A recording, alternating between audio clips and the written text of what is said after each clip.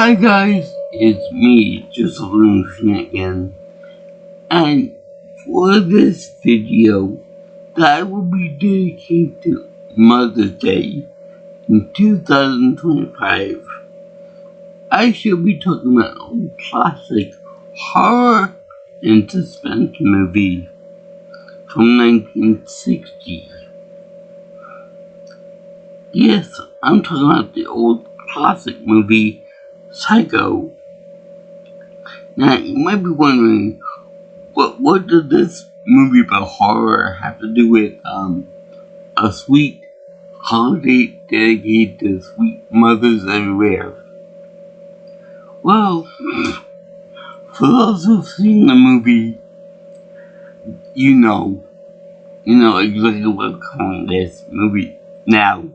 In particular, because I'll get into it later on, but this movie is a diamond in the rough, pretty much. And from what I hear that it's got a few firsts in cinematic history, which I will discuss soon enough. But for right now, let's put our thinking caps on. It happened to be my mother's, so I don't know, let's stay on. But here you go.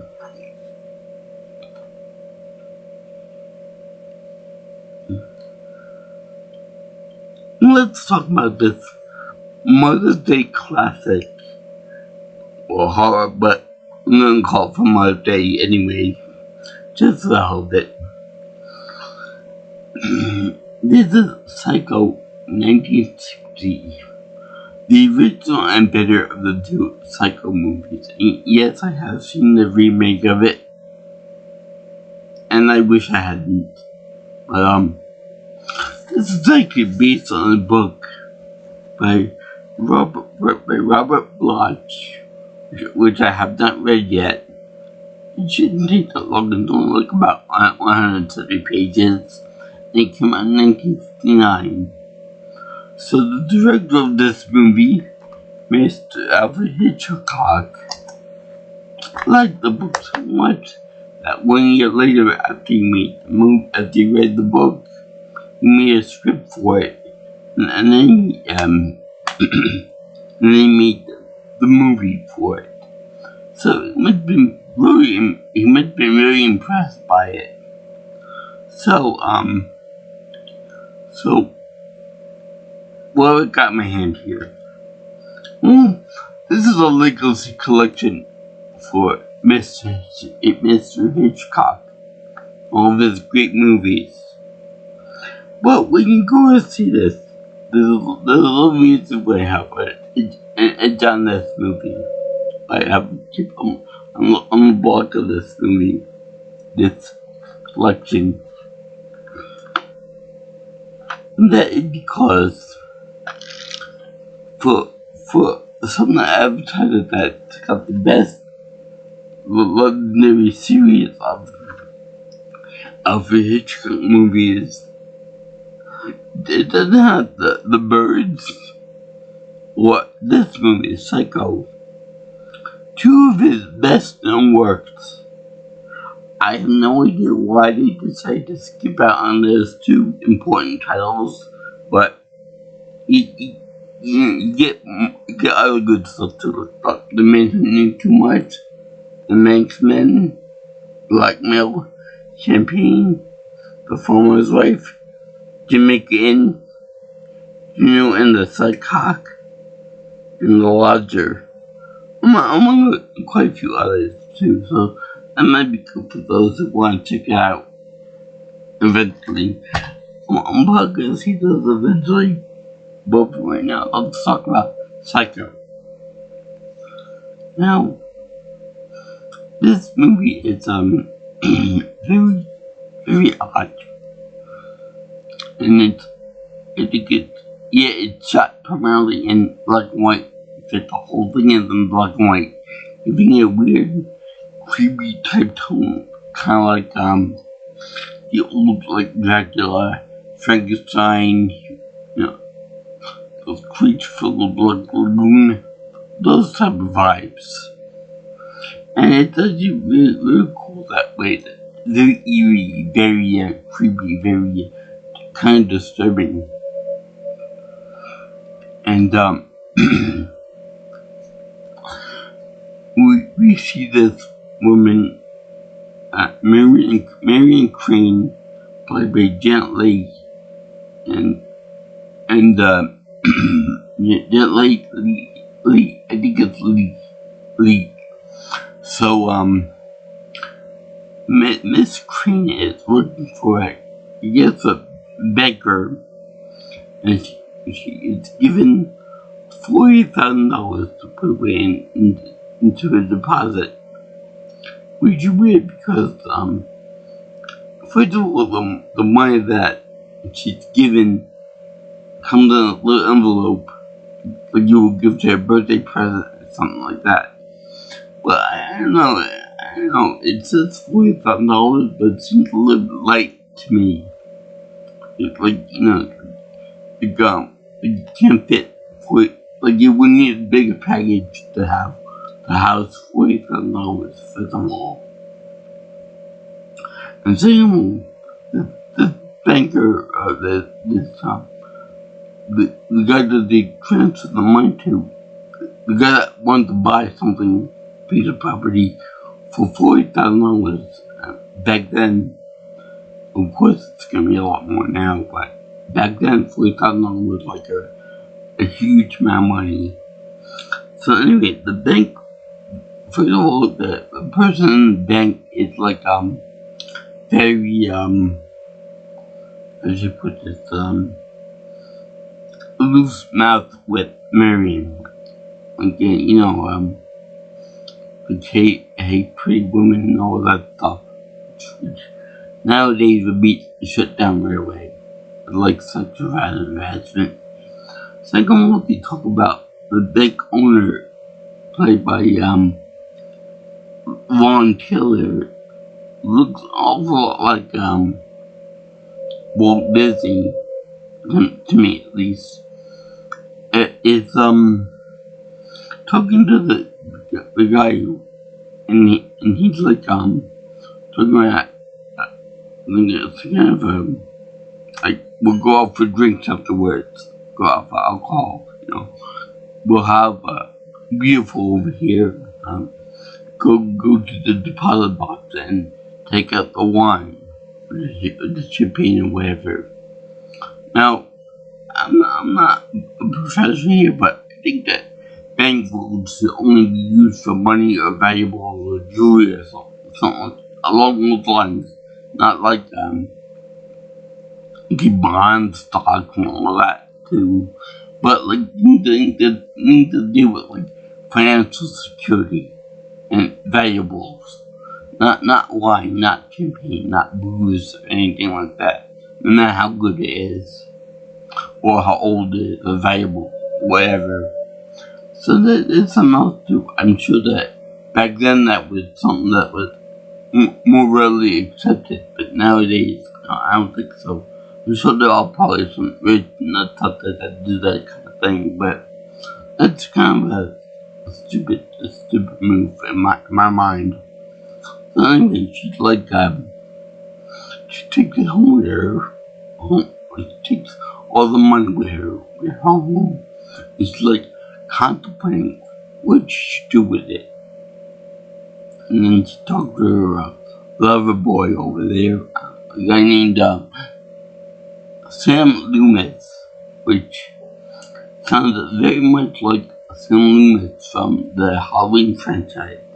Which, by the way, Janet Leigh's daughter, Jamie Lee Curtis, is the main star in those movies. Coincidence? I don't think he did that on purpose. Because Janet Leigh and Jamie Lee Curtis are like screen queens. In any case, they chose this woman. She is a very kind of devious motivation, and that she wants to take the money and run, quite literally, out of Phoenix, where it's first located. I like that whole idea about shooting a movie in, like, say, other parts of the country to get nice countryside shots, and then more of the case when she's going into driving in the countryside, hearing the law, and being prosecuted. But I really like the way, in the movie, when she's driving along, she starts imagining what the local sheriff, her boss, and that guy that gave her the money are saying to themselves, like, "Oh my God, she took my money, and we should prosecute her," and that. Like we all do, we all imagine, what things are gonna be like when we argue with somebody, or we have a conversation with somebody about any topic.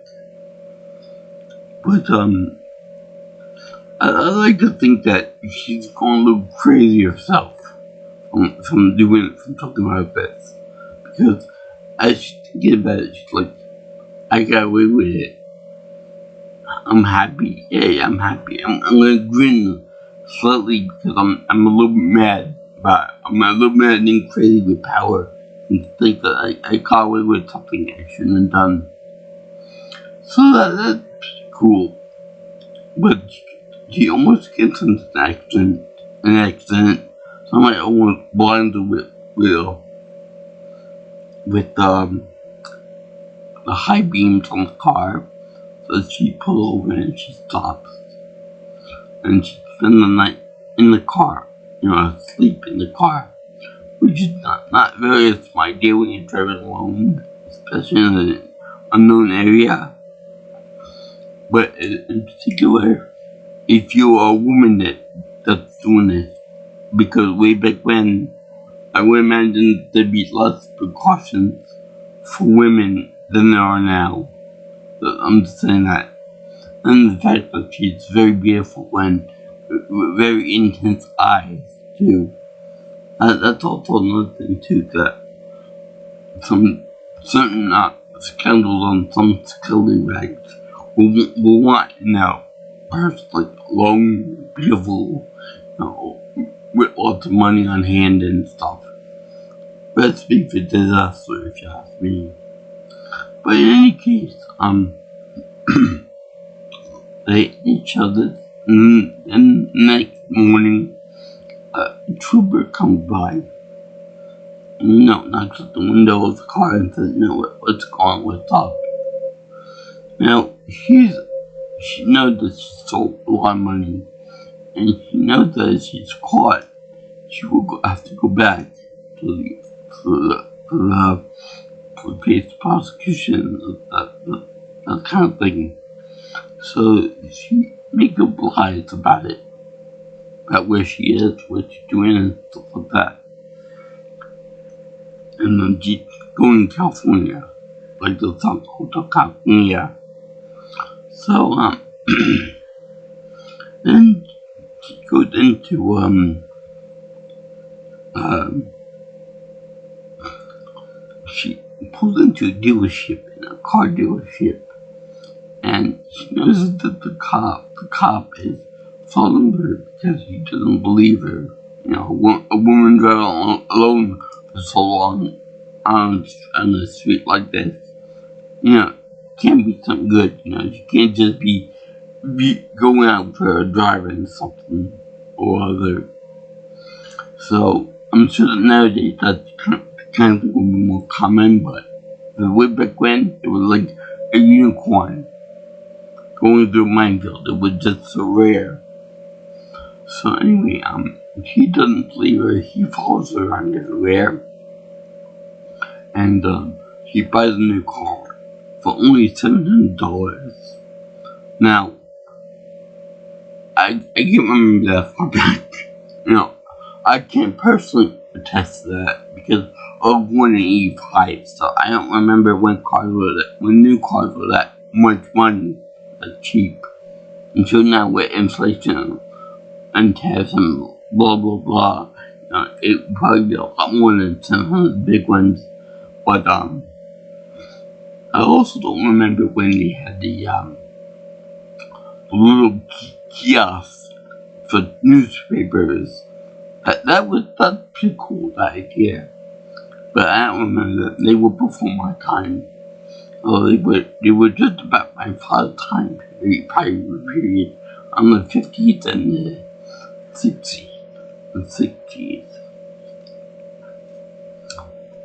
Now, when I talk about the women driving alone and stuff being of that time period, a rare thing. What was not rare, what was again the papers and the kiosks and this and that. But also the fact that the fashion was very dated, especially by today's standpoint. Because how should I put this?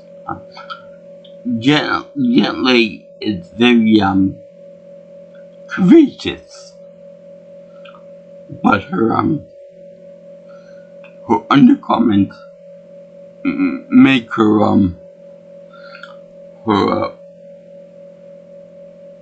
hose stand out like bazookas, and that was because of the fashion trend of the 50s. Women's brassieres they look more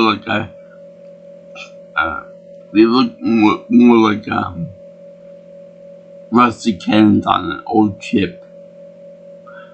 Also, I believe that this is the first movie that they actually show a lady in her undergarments.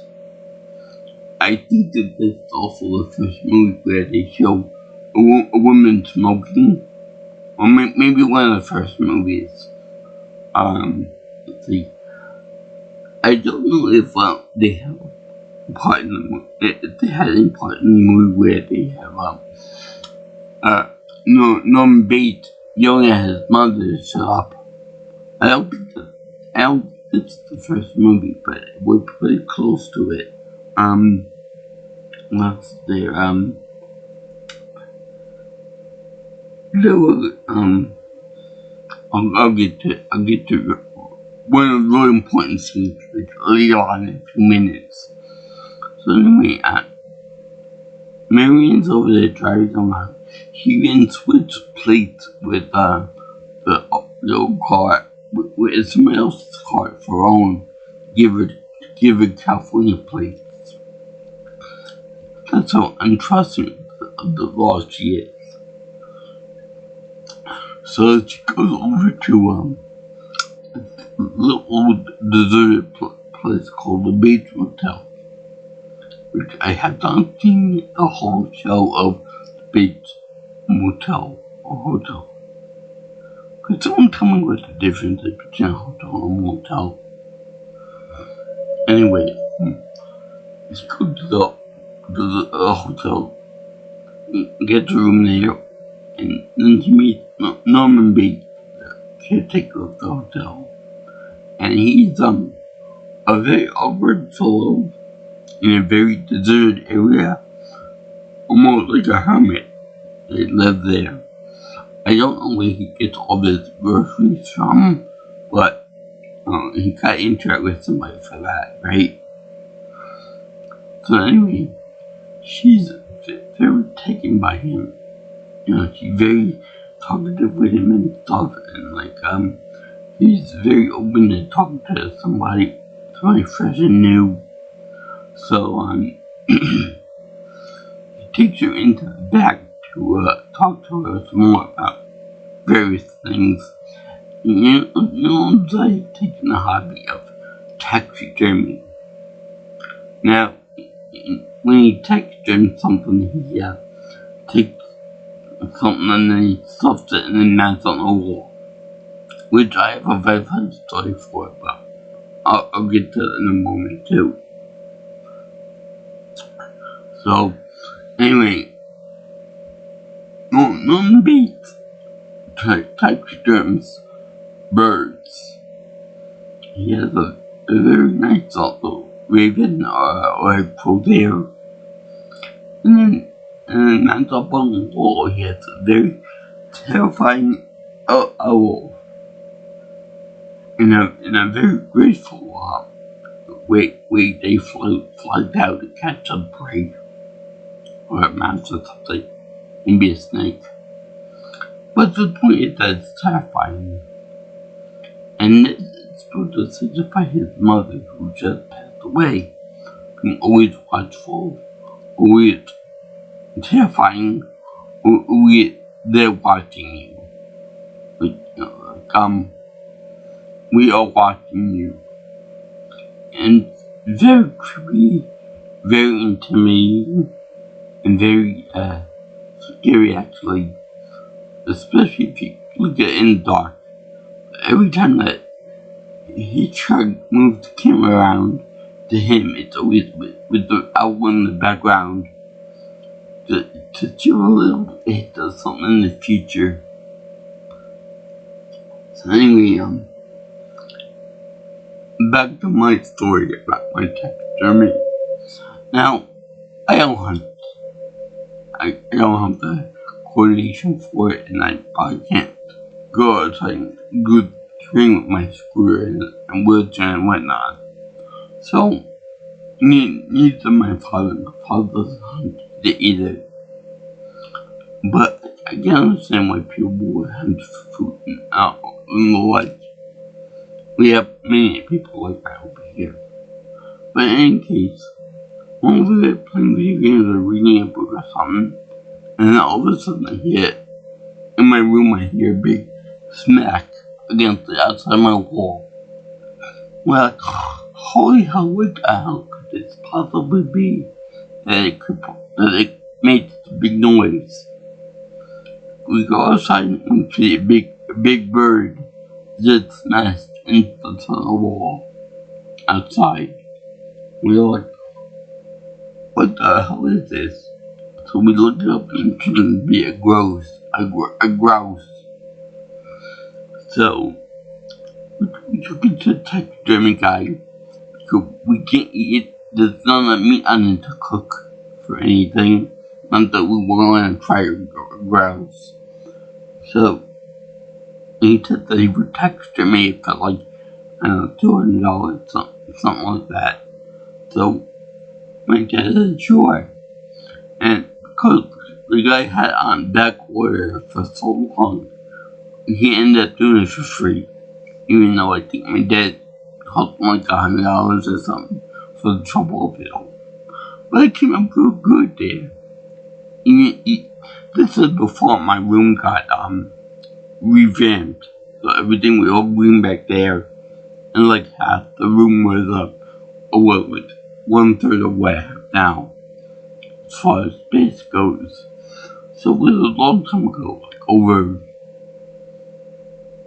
6 years ago, because my mother was some more like 10 years ago. And the bird's still fine as is. So that did go to show how long that taxidermy can last for. But it was still pretty awesome because people think that I shot it. But no, I didn't shoot it. The thing hit my wall so hard and so fast as it stunned the snake in two. And that's the perfect thing in taxidermy.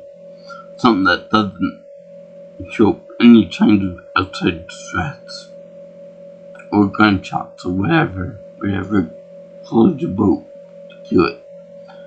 So anyway, he's really got these creepy birds and some other things in it that are taxidermy.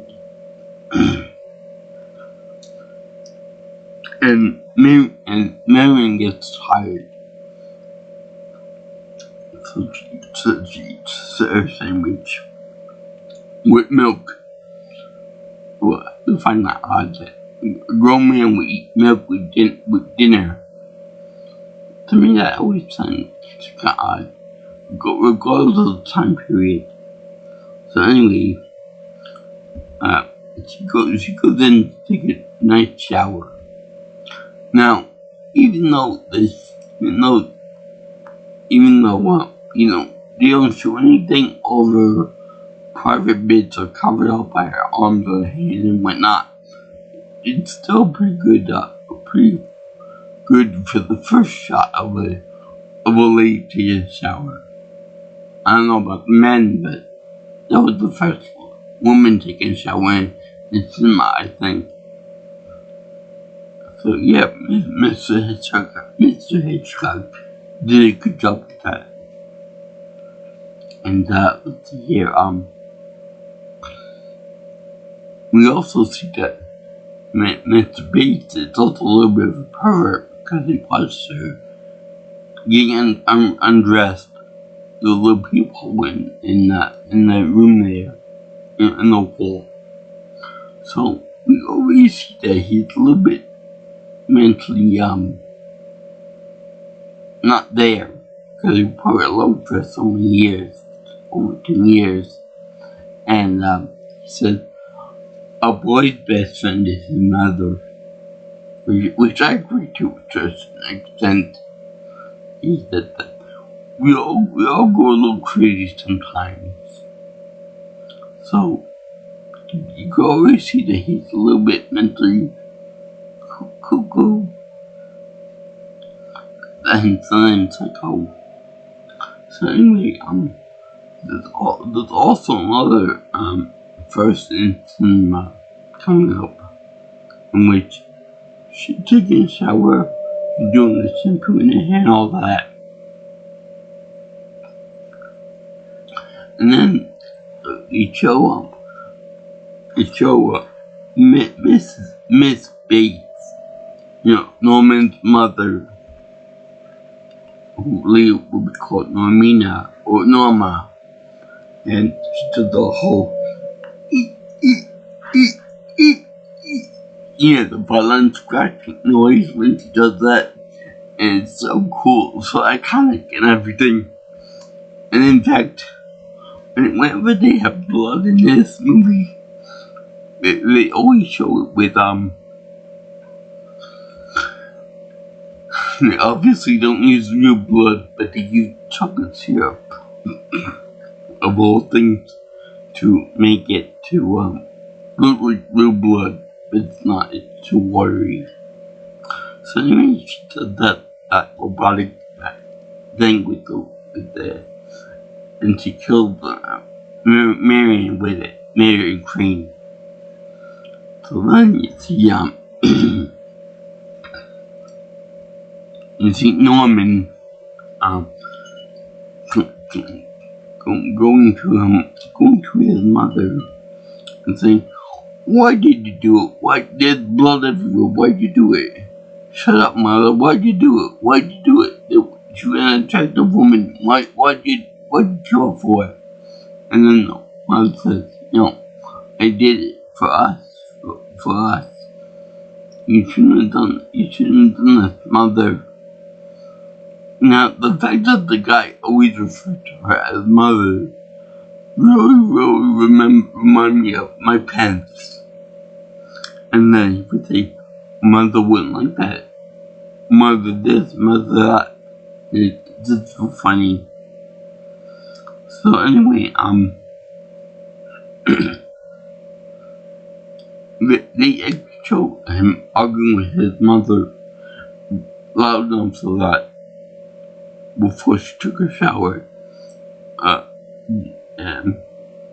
Marion could hear it. Which I'll get to that when I get to that in the movie. So anyway, they show Norman coming in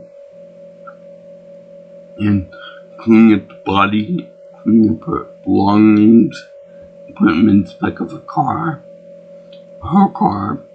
then rolling out to the swamp and hoping that the swamp actually takes the car in. And he's very nervous because it doesn't appear that it's taking the car altogether. until it does, and then he's like, whew. Now, all during this whole part where he's talking to her, and she's talking back to him, you can see that he's kind of nervous about talking to a beautiful, attractive woman, and he's even more nervous when he's going throughout the stuff, putting this stuff in the car. It's kind of like he already did this stuff beforehand. It's very robotic, like second nature to him. So, little do you know that when she put took the money out of the car and put it in a newspaper, this is part in the beginning of the movie, and she put it like the paper, she folds up the papers that it said were okay on it. Now, I don't know if the word okay is supposed to represent some ironic, being that neither of them are okay, being dead and being a little bit crazy for being alone so long. But it's a good thing to put in there. And let's see here, yeah.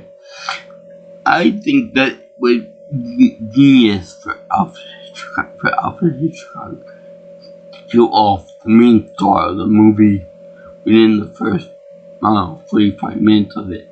We still got 45 minutes afterwards.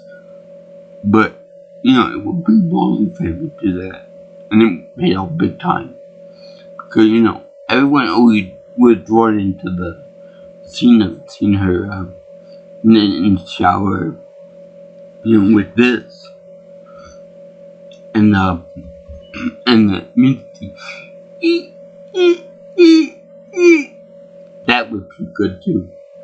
And that soundtrack would be repeated for when Norma kills again, or tries to kill again later on.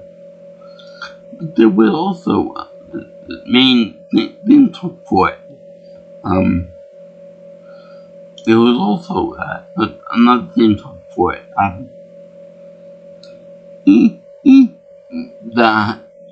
I can't do it, but that just shows how people getting the space benefits do with Marianne driving and smiling, going crazy a little bit. That's why it's we don't know if she's nuts or if this is going on. But anyway, they had where Marion is dead. I think the money that she stole went down with the car, and every overboard on her body went down with the car too. So the next portion is where they send the private investigator, Mr. Milton Arbogast, to get her, played by Martin Wilson, and he goes to the Bates Motel and starts talking to Mr. Bates about her, and he seems kind of nervous as if he knows something. So this is a major problem with something like this, where they do like I call it like a spider web type thing, where somebody waits for an ambush for others to come by, like Leatherface, like Norman Bates, and it's all because they were based on the same guy, Edward Gein. They did the same taxidermy type stuff of human parts. So anyway, the problem with spyweb traps like that is that kill one victim, then someone snoops around looking for that one. You kill that person, and then other people come looking for him, for those two people, etc., etc., etc. And it gets bigger and bigger and bigger until the murderer can't murder anyone else, finding out or going after the murderees. So I'm actually surprised that the sword were real. I'm surprised that nobody really looked into it sooner. For example, like if something like that happened to my mother or my father, there would be loved ones that went out to find closure, to find information out about what happened to her. And there are lawyers and there are police officers that want to find out, want to get information on her too. So anyway, normally doing something,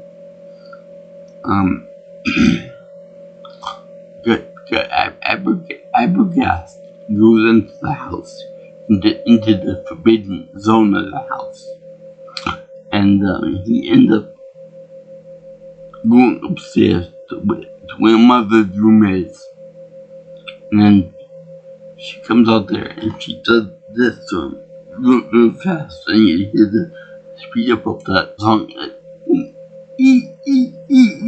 real fast, and it's implied that the guy gets hit in the head with the same knife. Only instead it looks like she slices across the chest here. So anyway, and I know this is supposed to be serious, but the way the guy falls backward on the staircase is just plain to me. I can fall better than that. Like I can. I don't know, maybe it's just the fact that they show his face like,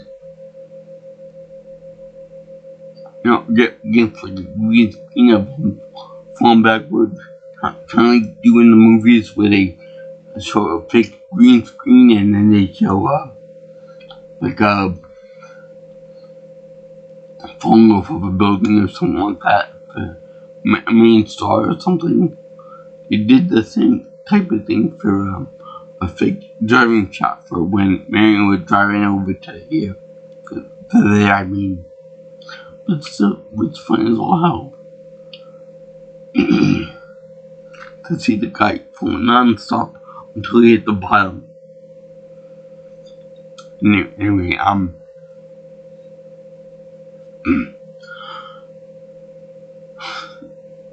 so then, in the next part, Marion's sister,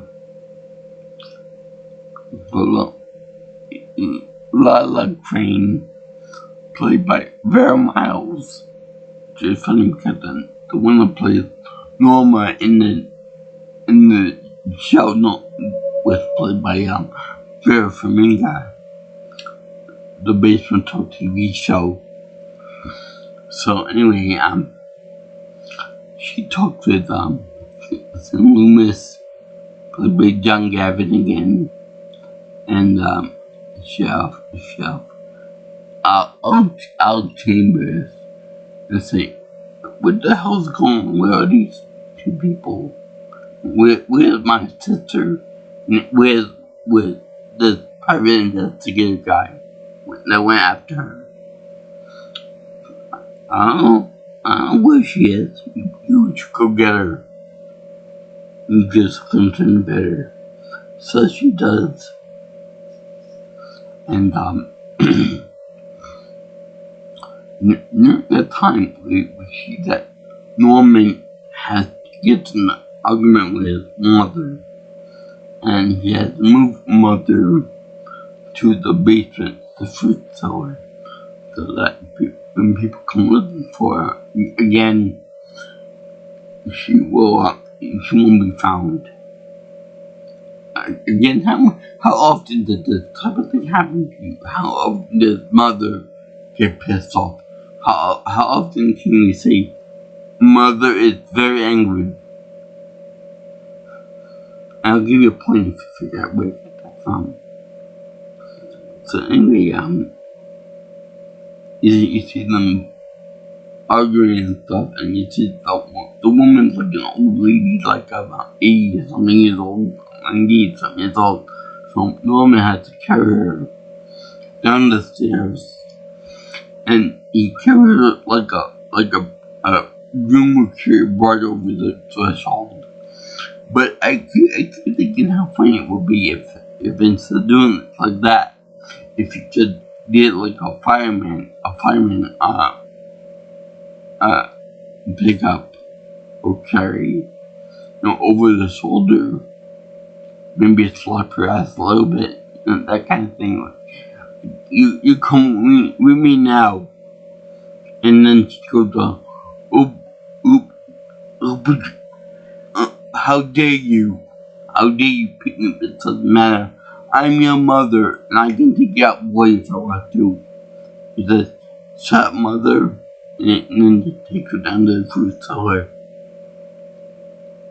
Which I don't know if that's the thing nowadays, the fruit cellar. Nowadays, I'm sure I probably would want to tell, but wine, grapes, fruit, same difference. So in any case, you see that's kind of like mother rules the roost. So anyway, but like, I don't know if there's any hidden meaning behind the whole having her like she's a married couple type thing, but you'll see what I mean in a little bit. So anyway, these two young smart people go over to Norman's place. They start asking intelligent questions of him, about what happened to her, stuff. And he goes to take a nap in the room there, in the room that they rented. And then they go into and while she's away investigating certain things, the man, some Loomis, is over there interrogating Norman. And you could see that Norman is caught off guard, doesn't know where to stand on his feet. He's very anxious, getting him at all kinds of ankles and weird shots, like under his chin, like seeing him chew gum or something, or eat food or something, real awkward and very unsettling stuff. So anyway, it showed that Lila, when she's supposed to be taking a nap, she goes back to the number one room where Marion was staying, and she goes over there and she investigates. She finds a little piece of paper that she wrote the expenses on by the car, and she figured out that didn't flush down the toilet bowl. So in Norman's cleaning up of the crime scene, he missed at least one thing. So Lila got it. So she goes up to the forbidden zone of the house. Now there's another problem with this setup that Norman Bates has. They kill one person and she's alone. That's fine. But then you got the other guy that comes here. The other guy that comes here, and the mother kills him alone. and both of them were by surprise attack. But what happens if you got one killer and then you got multiple victims or multiple people that will defend themselves, and it's not by surprise. Then you'll be outnumbered. And then what you can do? You can't do that much. You can only take down one person at a time. So thank goodness this happens. So Sam is talking to Norman.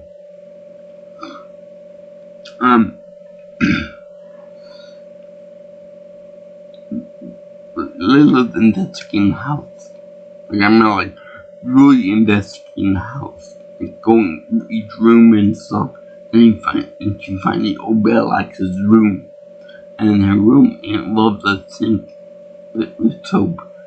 And I don't know, that's a common thing nowadays to have your own private bedroom with a sink in it. That's pretty awesome. The room is pretty nice too.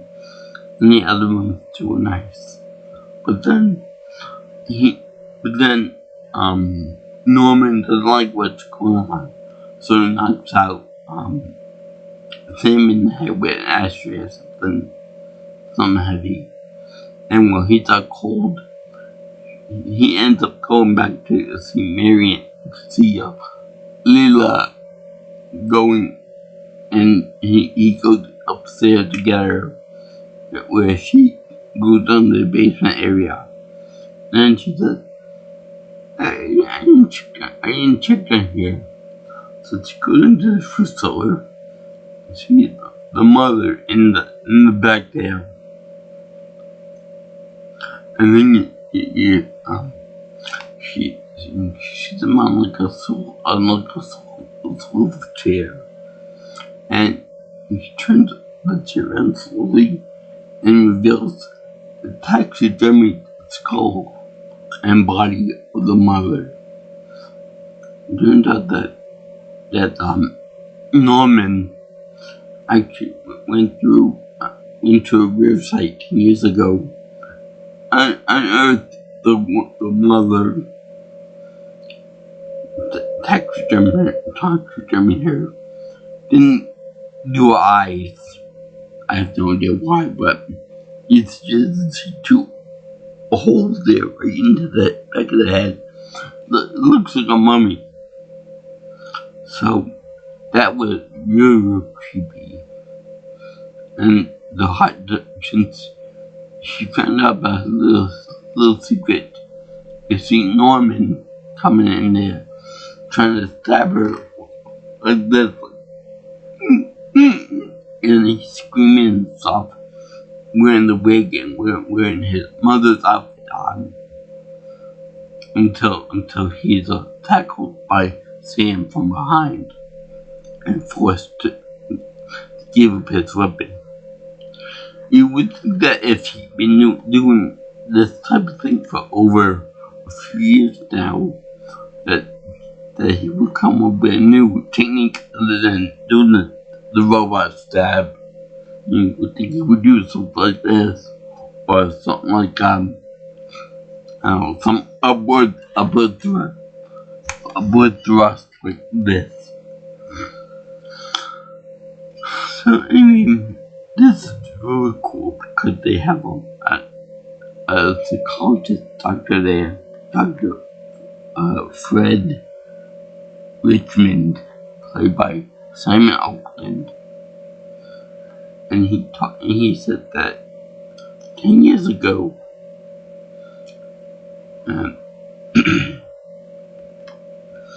all of their life, Norman and his mother, Norma, have been loners over there at the basement house, except for like groceries and important things like that. But because the father left both of them, have been left, so they've been alone to themselves until one day she had a man in bed with her, Norman saw this, and Norman freaked out because he thought that his mother would have been him, was getting rid of him. So he killed both of them. And the idea that this would have happened was so destructive to him that he was gonna be alone again, that he ended up thinking like the mother, having a personality grow into his head that was him, himself, and his mother.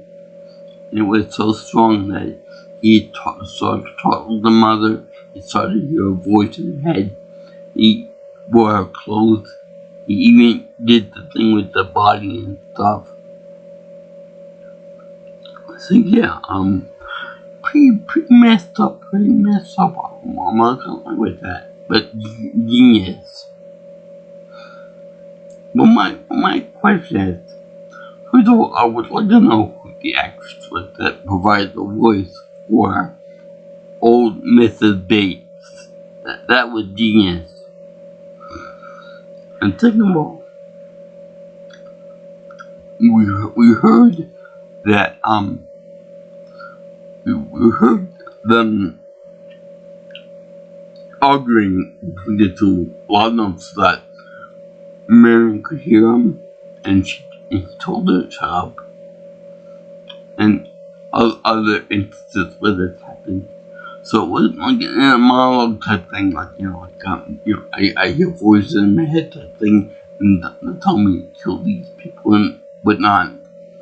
And that whenever there was such a woman in the hotel, and the mother didn't like this, because there was like an jealousy and stuff, and that there was no other woman that could get in between my son and me, and that Norman would start and kill the treasure woman, because you can't have impure thoughts about women and stuff. You only have love for your own mother, because the boy's best friend is his mother. So anyway, the thing is that how was they able to hear him? Because later on we realized that it is in a monologue, that he really is crazy, and that there is like I can't really say this per se, but in the movie, the doctor said that whenever Norman would kill someone in pretending to be his mother, the mother persona would take over the guy's mind, and the actions thereof were solely on her responsibility, not his. But some of the time, his persona was overshadowed by her, and there was never a moment where it was 100% Norman's personality. But why is it then that later on, when it's like an monologue, you see him talking to himself, like as the mother character, but you don't see his lips moving like mine right now. And you always hear her saying like, you see that fly over there? I'm not gonna swat it, because a lot of people think that I won't hurt a fly, that being the mother's persona. But we never actually see him voice that out of his own mouth. So how were the other people able to hear him? How are we able to hear him in the hallway, when you're talking about like arguing when we're going to the food cellar and stuff? That doesn't quite make sense, because it would be something different, but we're 100% in his head. but Miriam was with him, and everybody else was with him too.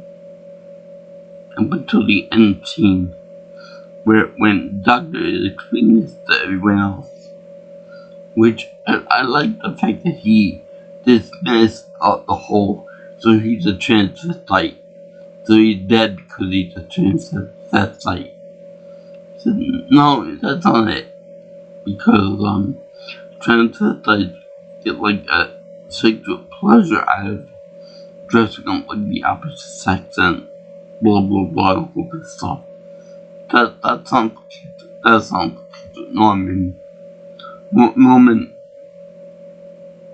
loved his mother so much that when she died, he couldn't cope with the idea about being alone forever.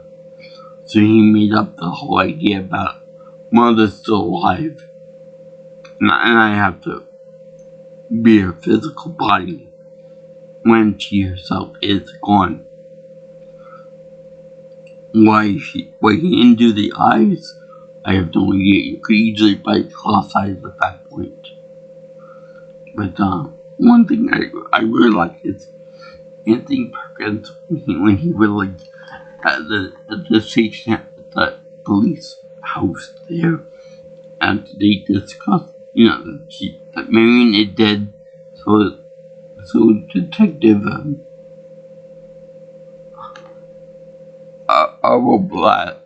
Blast, they're both dead, and it's presumed that they would look for the body for Marion, but not the other guy.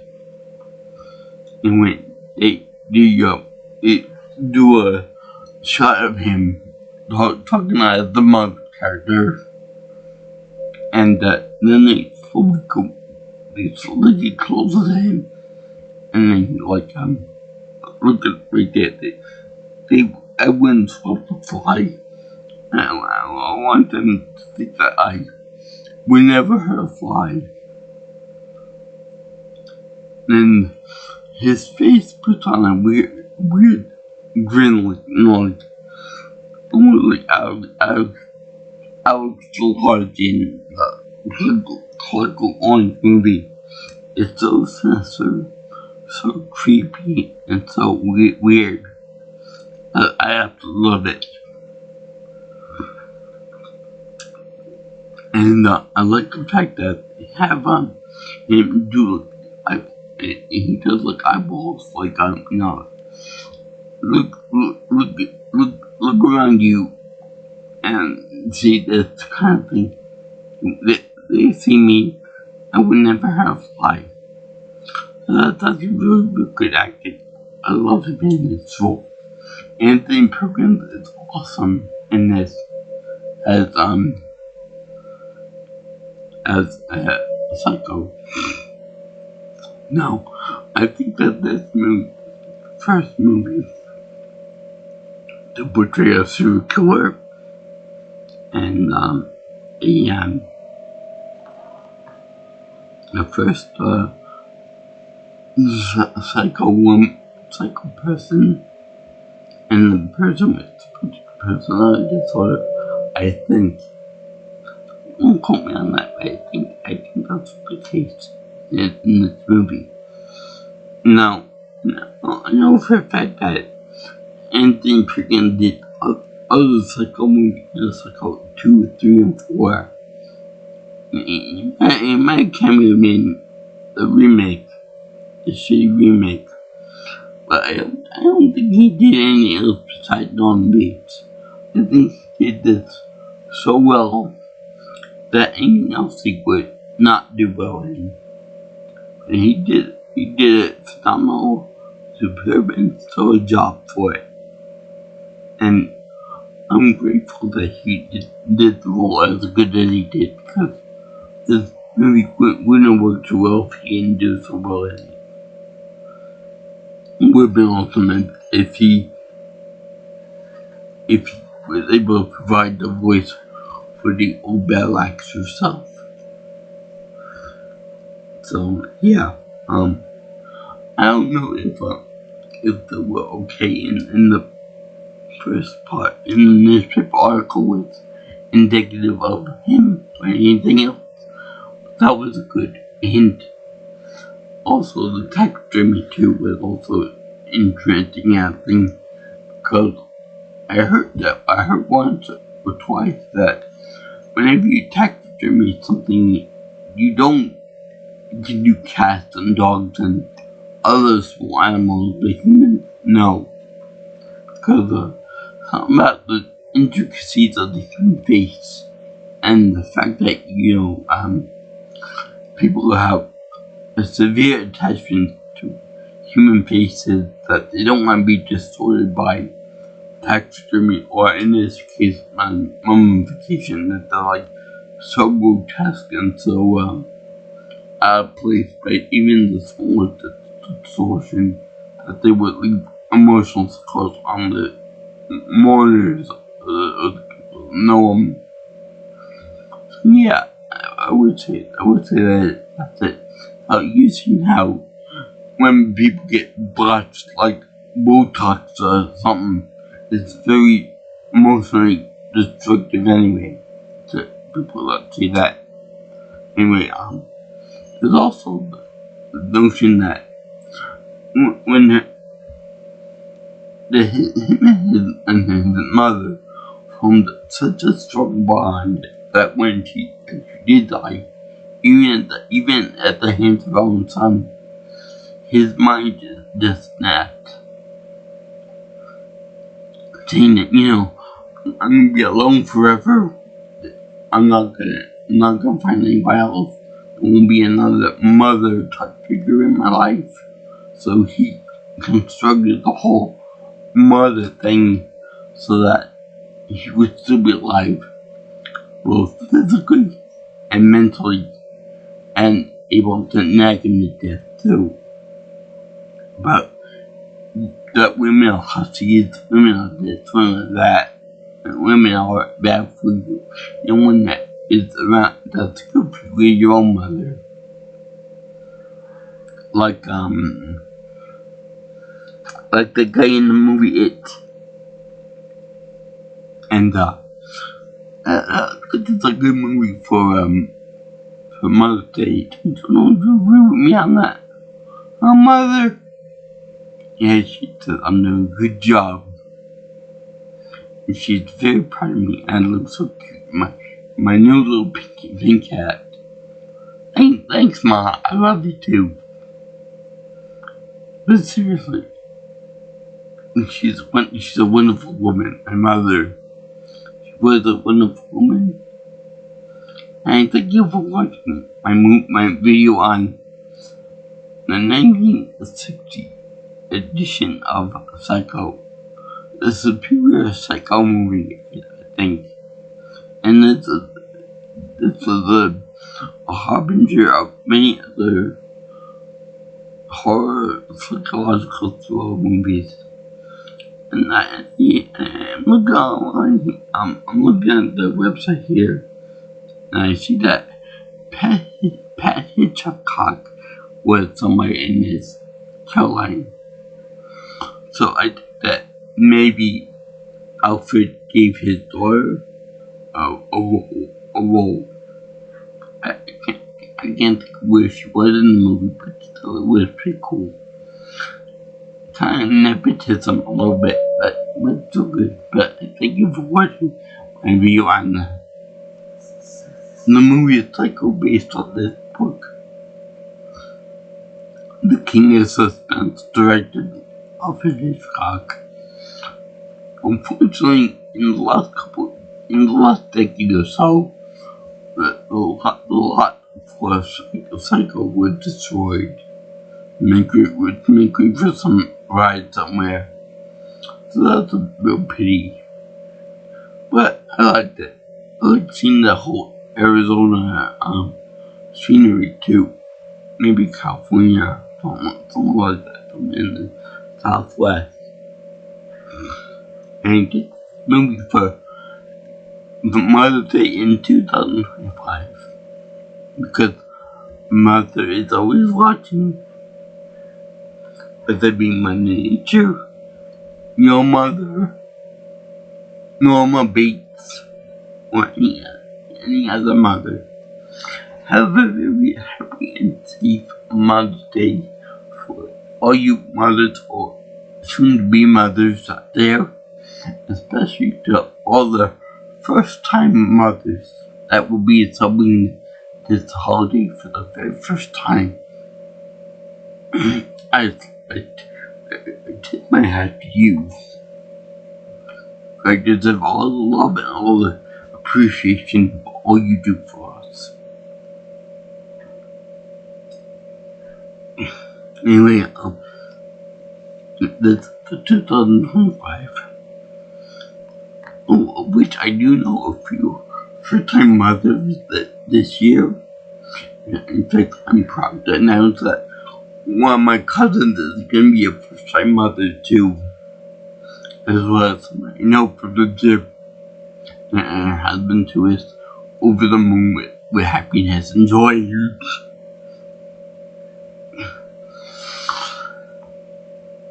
So anyway, as you can tell, they give this movie a very hearty, happy face, zeal of approval, because it was awesome. Probably the most appropriate modern day horror movie I can think of.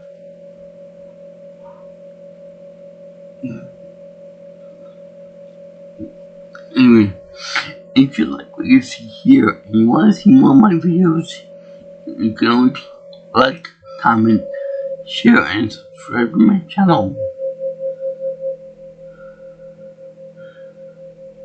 Like, comment, and share, and subscribe to my channel. You can also contact me for future information and future opinions about any videos by calling me or texting me at 631-707-3707, and that's calling me or texting me. Or you can follow me on Twitter or X if you prefer at PMelson Pro. And my email is jjsviewingchannel@gmail.com. So I salute all you mothers out there, all you first-time mothers out there, and all you fathers that athlete mothers do, because some outside force that doesn't allow a mother to be in the picture. Peace out, my brothers and sisters. I'll see you in the next video. All you girls and guys in internet. Sayonara. Aloha.